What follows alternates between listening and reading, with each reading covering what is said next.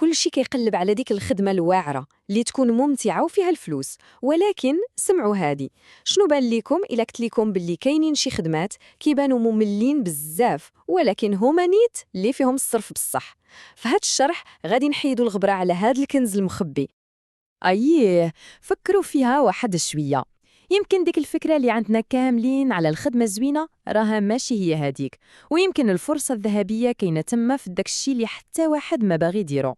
يلا بينا نشوفوا هاد الخريطة اللي غادي تورينا فرص ديال الخدمة اللي قليل اللي عارفها. كل محور هو بحال شباب غادي يحل لنا عالم جديد ديال الفرص اللي مخبية. ايوا، اجي ندخلوا في العمق ديال السر. السر هو خاصنا نقلبوا في البلايص اللي حتى واحد ما كيديها فيهم، تما فين كاينه الفرصة الحقيقية. عارف، الفكرة تقدر تبان ليكم غريبة وشوية كئيبة، ولكن راه هذا الدور مهم بزاف ومطلوب، والعائلات كيحتاجوه في واحد الوقيتة اللي كتكون صعيبة عليهم بزاف.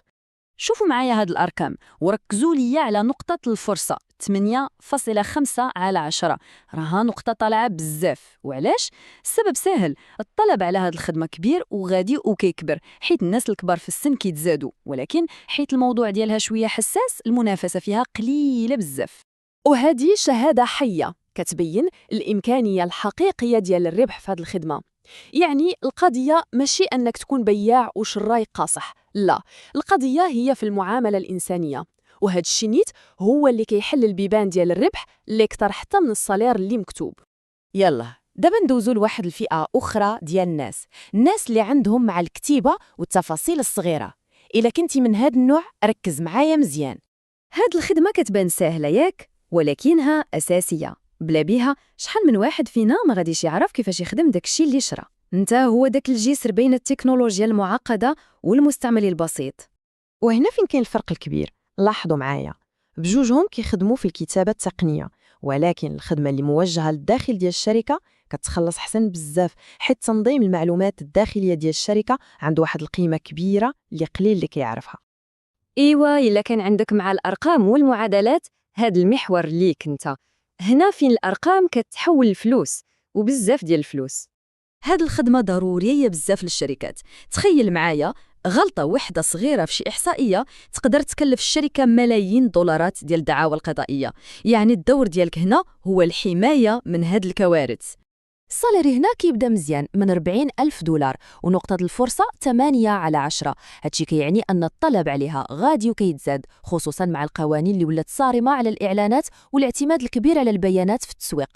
هادي من دوك الخدمات اللي فيهم الهيبة، كتطلب مهارات عالية بزاف في المط، ولكن الخلصة ديالها كتنساك في كل شيء. كتكون انت في القلب ديال القرارات المالية الكبيرة اللي كتاخدو الشركة. شوفوا على الصالير، راه كنهضروا على أرقام كبيرة بصح، ونقطة الفرصة 9 على 10 عالية جدا.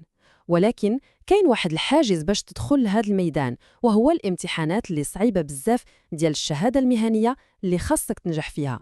دابا غادي نهضروا على دوك الجنود المجهولين ديال الانترنت.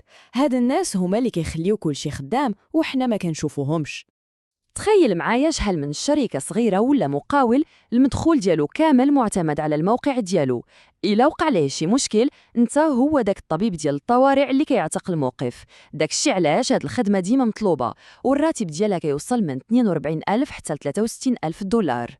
سمعوا هاد الرقم مزيان، 43%. هاد الرقم بوحدو كيبين لينا شحال كاين ديال الطلب على هاد المهارة. يعني ما حد كاين ووردبريس ما حد كاين الخدمة. هادي مسؤولية تقيلة بزاف. كما كيقولوا البيانات هي البترول الجديد، وانت هو اللي مكلف تحرص على هاد الكنز. داكشي علاش هاد الخدمة الخلاصة ديالها طالعة بزاف. هنا كنهضروا على الصالير ديال 6 ديال الأرقام، وشوفوا نقطة الفرصة 9.5 على 10، راه تقريبا كاملة. والحاجة الزوينة هي أن بزاف ديال الناس قدروا يوصلوا لهاد الخدمة غير بشهادة مهنية، بلا ما تكون عندهم تجربة ديال سنين. يلا فالمحور الاخر ديالنا غادي نشوفوا الخدمات اللي موجهه للناس اللي عزيز عليهم النظام والترتيب، الناس اللي كيبغيو يحولوا الروينه للنظام. يلا نشوفوا معانا جوج كنوز اخرين. الاول منسق اداره العملاء المحتملين. تخيلوه بحال شي بوليسي ديال المرور ولكن ديال الزبائن، كيتاكد ان كل زبون مهتم بالشركه كيدوز عند فريق المبيعات في الوقت المناسب وبلا مشاكل. والثاني اخصائي تصنيف البيانات. هذا هو أمينة المكتبة ديال العصر الرقمي، كيرتب الكم الهائل ديال بيانات الشركة باش يسهل على كل شي يلقاها ويخدم بها. وهاد الخدمة الأخيرة راه دخل ليها واحد الشاب عنده 19 عام بلا ديبلوم، ودابا كيصور منها خلاصة كبيرة. هاد الشي كيبين أن المهارة بعض المرات كتكون أهم من الشواهد. كما كتشوفوا، هاد الخدمات اللي كتبان مملة للبعض راه كتوصل لرواتب خيالية. المحلل الأكتواري كيفوت 150 ألف دولار، وأخصائي تصنيف البيانات كيوصل ل 139 ألف، ومدير قواعد البيانات ل 121 ألف دولار. الأرقام كتهدر على راسها. إذن هذه هي الخلاصة ديال كل شيء. المعادلة الرابحة سهلة وواضحة. خاصك تمشي للبلايص اللي فيها الطلب كبير ولكن المنافسة قليلة، حيث الناس ما كيردوش ليها البال. تما فين كاينة الفرصة الحقيقية ديالك. وهذا السؤال الأخير كنخليه ليكم، فكروا فيه مزيان. يمكن الفرصة الكبيرة الجاية ديالكم مخبية في شي خدمة اللي حتى واحد ما كيفكر فيها دابا. حاولوا طبقوا هذه الطريقة ديال التفكير في الرحلة ديالكم المهنية، وشكون عارف تقدر تكون هي سبب النجاح ديالكم.